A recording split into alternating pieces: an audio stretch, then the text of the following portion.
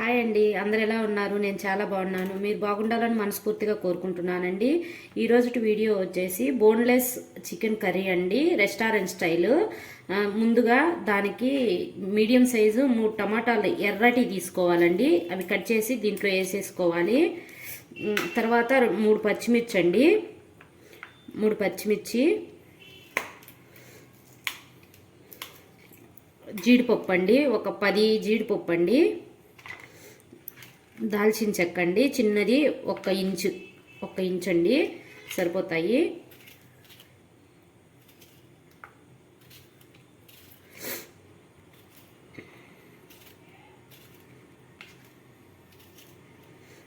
ఇవి బాగా కట్ చేసుకొని స్మూత్ పేస్ట్ లాగా చేసుకోవాలండి. కొంచెం వాటర్ వేసుకుంటూ పేస్ట్ చేసుకోవాలండి. చూడండి, స్మూత్ పేస్ట్ చేసుకోవాలి. వాటర్ ఏమో టమోటాలతోనే సరిపోయింది.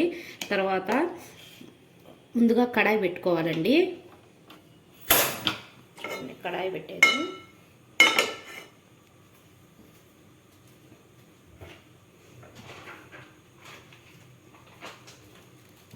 ఇందులో కొంచెం ఆయిల్ అండి, కొంచెం ఎక్స్ట్రానే పడుతుందండి. చూడండి, 3-4 స్పూన్స్ ఆయిల్ అండి.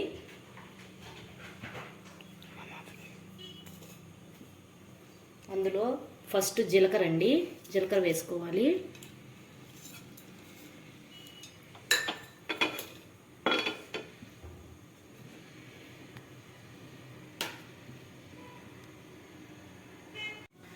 చూడండి, జీలకర్ర బాగా వేగుతుండగా 2 బిర్యానీ ఆకులండి,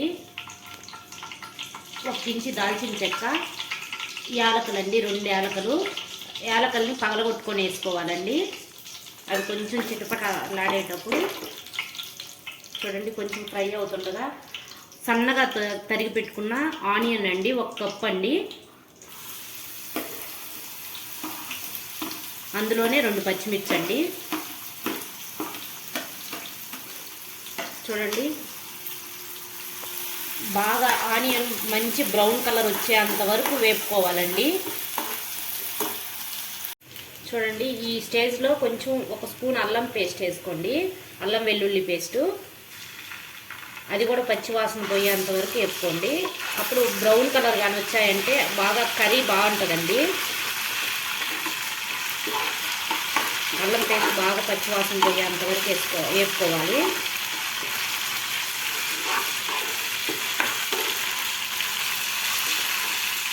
మంచిగా వేగిపోయింది. 250 గ్రామ్స్ కడిగి పెట్టుకున్న బోన్లెస్ చికెన్ అండి. చూడండి, దాంట్లో వేసి బాగా మంచిగా ఫ్రై చేసుకోవాలండి. ఇందులోనే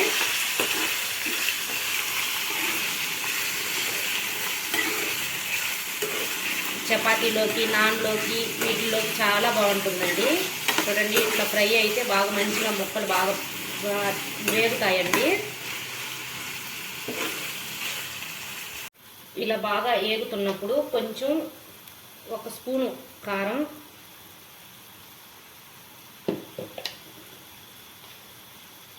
1 స్పూను సాల్ట్, 1/2 స్పూను పసుపు అండి. పసుపు నేను చాలా ఎక్కువ ఎందుకు వేస్తున్నానంటే నేను ఇది ఆడించుకున్న పసుపు అండి, కొమ్ములను పట్టించుకున్న పసుపు, అందుకనే ఎక్కువ పడుతుంది. తర్వాత కొంచెం జీలకర్ర, ధనియాలు వేపుకున్న పౌడర్ అండి, ఇది 1/2 స్పూన్ అండి, చిన్న స్పూన్ ఇది. తర్వాత ఇది గరం మసాలా అండి, ఇది హాఫ్ స్పూను సరిపోతుంది. ఈ మంచిగా వేగాలండి, ముక్కలకు పట్టేటట్టు. చూడండి ఎంత కలర్ఫుల్గా ఉందో.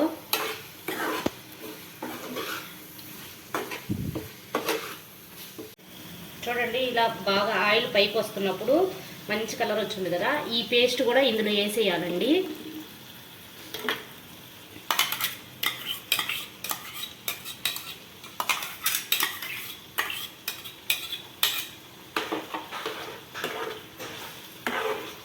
ఇది కూడా బాగా వేగిపోవాలండి.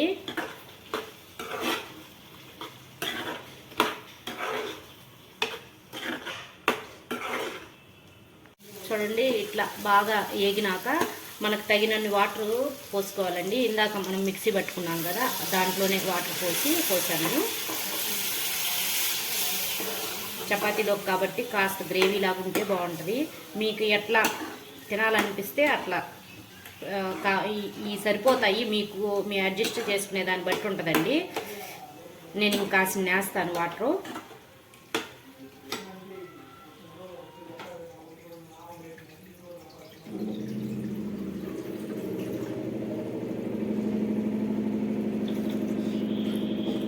ఇప్పుడు సాల్ట్, కారం అవి అడ్జస్ట్ చేసుకోండి.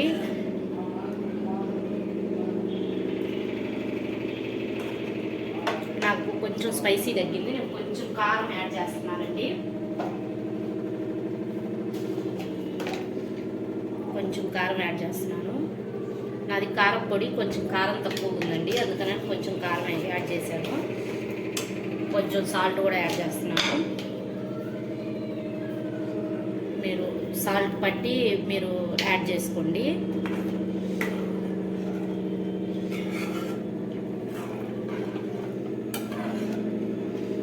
బాగా దగ్గర పడే వరకు ఉడికించుకోండి. తగినంత కొత్తిమీర అండి ఈ స్టేజ్లో వేసుకోండి.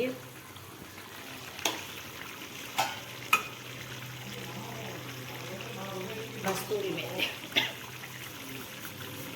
చూడండి, కస్తూరి మేతి ఇట్లా క్రష్ చేసుకొని వేసుకోండి. కస్తూరి మేతి వేయడం వల్ల చాలా బాగుంటుందండి, మంచి టేస్ట్ వస్తుంది. చూడండి, నాకు ఈ థిక్నెస్ చాలు, మీకు కావాలంటే ఇంకాస్త చేసుకోవచ్చు.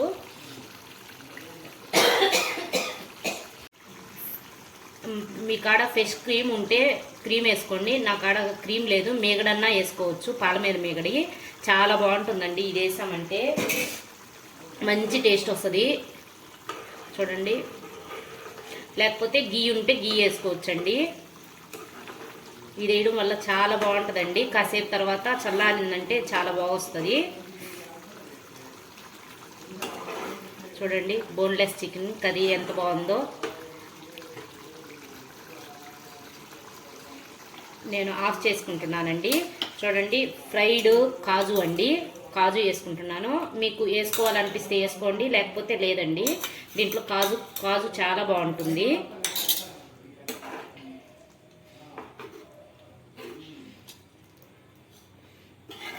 చపాతీలో కదా ఈ గ్రేవీ ఉంటే సరిపోతుందండి.